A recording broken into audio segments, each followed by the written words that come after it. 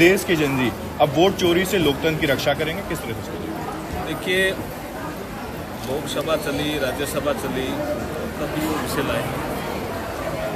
हमने कहा भी आपके पीरियड में भी इलेक्शन कमीशन की वर्किंग कभी यहाँ चर्चा नहीं हुई। आप इलेक्शन रिफॉर्म पे चर्चा मांग लीजिए। अब इलेक्शन कमीशन ने सारे उनके प्रश्नों के जवाब दे दिए। मुझे लगता है राहुल गांधी जी को कांग्रेस पार्टी भी शायद सीरियस नहीं ले रही है। क्या कहना चाह रहे हैं ये समझ में नहीं आ रहा है। बहुत से ऐसे वो कोई चीज़ें भेजते हैं और बाद में वो महिला या कोई पुरुष आता है, बोली मेरा नाम तो गलत भेज दिया इन्होंने, मेरा नाम तो है वोटर लिस्ट में। मैं ये पूछना चाह रहा हूँ कि आप 2024 के चुनाव में 99 सीट कांग्रेस कैसे जीत गई थी? ऐसा थोड़ी होता। हमारी संस्थाओं को बदनाम करने का आपने जिम्मा हाथ में ले लिया क्या?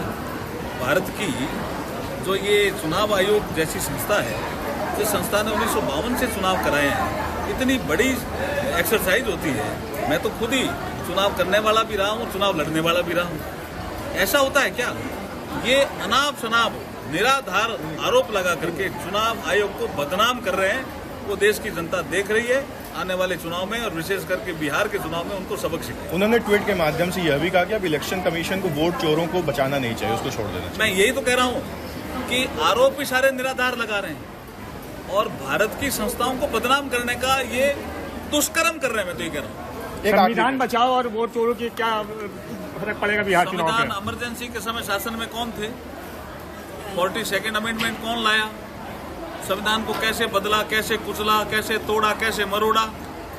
प्रधानमंत्री नरेंद्र मोदी जी संविधान में अगर संशोधन भी किए हैं इस 10-11 साल में, तो आप देखेंगे सोशल जो रिफॉर्म है हमारे देश में हो रहे हैं, जैसे EWS इकोनॉमिक वीकर सेक्शन, उनको 10% रिजर्वेशन देना तो संविधान संशोधन। OBC कमीशन, उसको कॉन्स्टिट्यूशनल स्टेटस देना तो संविधान में संशोधन।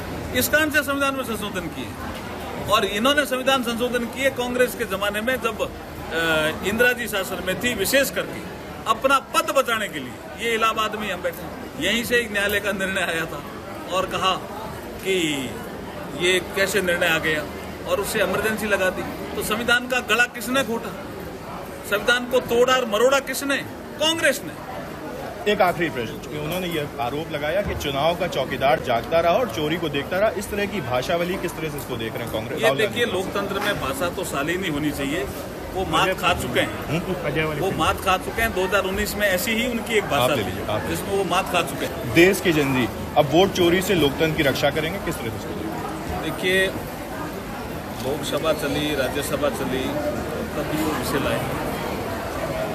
हमने कहा भी आपके पीरियड में भी इलेक्शन कमीशन की वर्किंग कभी यहाँ चर्चा नहीं हुई। आप इलेक्शन रिफॉर्म पे चर्चा मांग लीजिए। अब इलेक्शन कमीशन ने सारे उनके प्रश्नों के जवाब दे दिए। मुझे लगता है राहुल गांधी जी को कांग्रेस पार्टी भी शायद सीरियस नहीं ले रही है। क्या कहना चाह रहे हैं ये समझ में नहीं आ रहा है। बहुत से ऐसे वो कोई चीज़ें भेजते हैं और बाद में वो महिला या कोई पुरुष आता है, बोली मेरा नाम तो गलत भेज दिया इन्होंने, मेरा नाम तो है वोटर लिस्ट में। मैं ये पूछना चाह रहा हूँ कि आप 2024 के चुनाव में 99 सीट कांग्रेस कैसे जीत गई थी? ऐसा थोड़ी होता। हमारी संस्थाओं को बदनाम करने का आपने जिम्मा हाथ में ले लिया क्या? भारत की जो ये चुनाव आयोग जैसी संस्था है, जिस संस्था ने 1952 से चुनाव कराए हैं, इतनी बड़ी एक्सरसाइज होती है। मैं तो खुद ही चुनाव करने वाला भी रहा हूँ, चुनाव लड़ने वाला भी रहा हूँ। ऐसा होता है क्या? ये अनाप शनाप निराधार आरोप लगा करके चुनाव आयोग को बदनाम कर रहे हैं। वो देश की जनता देख रही है। आने वाले चुनाव में और विशेष करके बिहार के चुनाव में उनको सबक सीखे। उन्होंने ट्वीट के माध्यम से यह भी कहा कि अब इलेक्शन कमीशन को वोट चोरों को बचाना नहीं चाहिए, उसको छोड़ देना चाहिए। मैं यही तो कह रहा हूँ कि आरोप ही सारे निराधार लगा रहे हैं और भारत की संस्थाओं को बदनाम करने का ये दुष्कर्म कर रहे हैं। मैं तो ये कह रहा हूँ।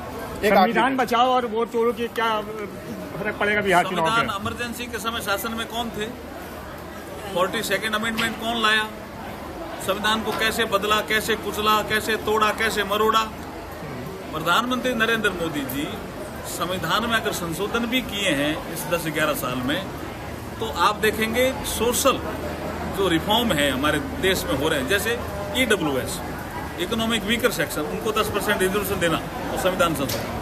OBC कमीशन, उसको कॉन्स्टिट्यूशनल स्टेटस देना, तो संविधान में संशोधन, इस कारण से संविधान में संशोधन किए। और इन्होंने संविधान संशोधन किए कांग्रेस के जमाने में, जब इंदिरा जी शासन में थी, विशेष करके अपना पद बचाने के लिए। ये इलाहाबाद में हम बैठे, यहीं से एक न्यायालय का निर्णय आया था और कहा कि ये कैसे निर्णय आ गया, और उससे इमरजेंसी लगा दी।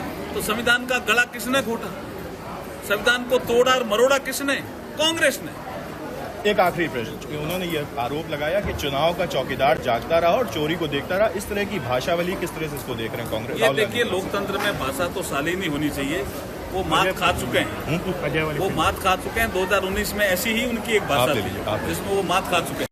अगर आप ये वीडियो YouTube पर देख रहे हैं तो हमारे चैनल को सब्सक्राइब कर बेल आइकन दबाएं, और Facebook पर देख रहे हैं तो हमारे पेज को लाइक करें।